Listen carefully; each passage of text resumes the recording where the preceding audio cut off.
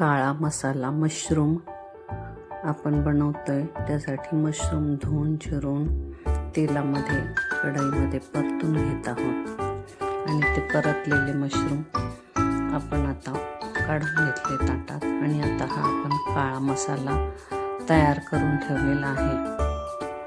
तो काळा मसाला आपण वापरून मशरूम बनवणार आहोत। त्यासाठी कढईमध्ये आपण मसाला टाकलाय आणि तो थोड्याशा तेलात परतून घेऊ। ह्या मसाल्यामध्येच आपण तिखट, मीठ, मसाला टाकून घेतलेला आहे आणि परतून घेतलेले। आता त्यामध्ये आपण गरम पाणी टाकले आणि ते गरम पाणी उकळी आल्यावर आपण त्यात मशरूम टाकून घेणार आहोत। अशा प्रकारे आपला काळ्या मसाल्याचे मशरूम तयार होत आहे।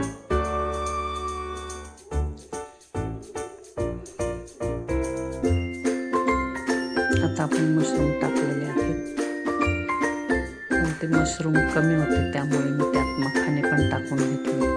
अशा प्रकारे काळ्या मसाल्याचे मिक्स मशरूम आणि मखाना मिक्स भाजी तयार आहे।